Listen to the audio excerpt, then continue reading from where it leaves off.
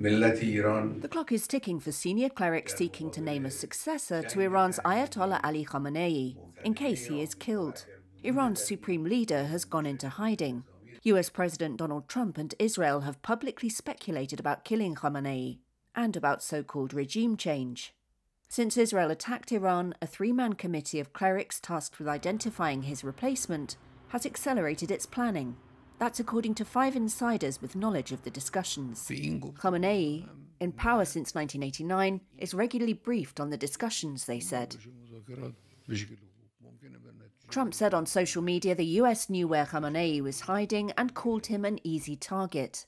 Ali Vaez of the International Crisis Group think tank says change at the top could also come from within.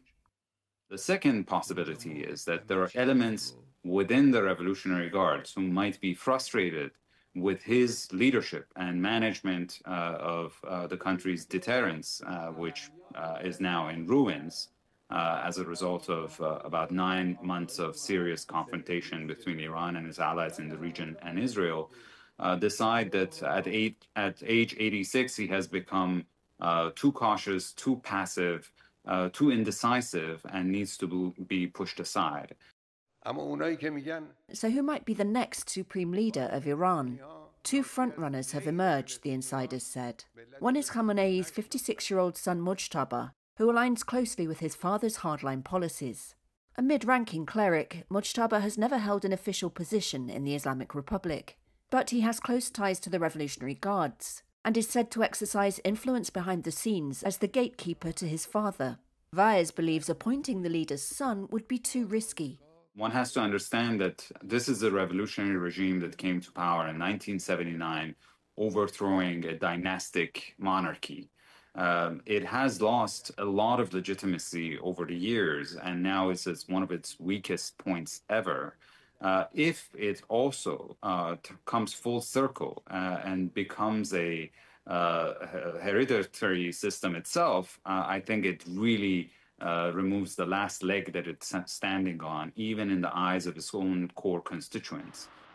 The clerics are also considering a more moderate face to ward off foreign attacks and internal revolts, one insider said.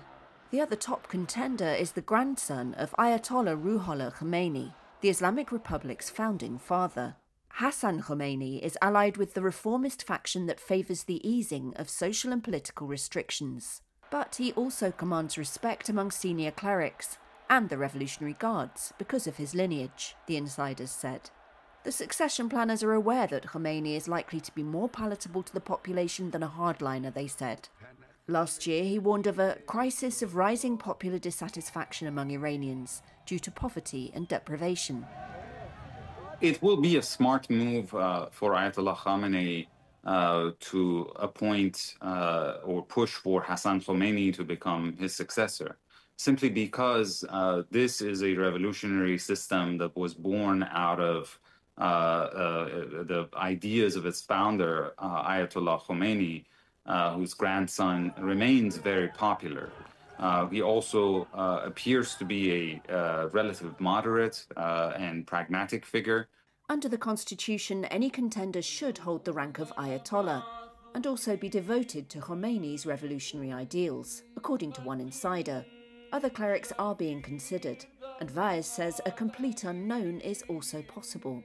If the concept is that the real power behind the veil, which is the current office of the Supreme Leader, in which his son Mujtaba is a key powerful figure, and the Revolutionary Guards are seeking to just preserve the facade of the current system and appoint a leader who's no longer supreme and doesn't really rule and is just a figurehead, then it is possible that they would put forward a candidate that no one has ever heard of and would not really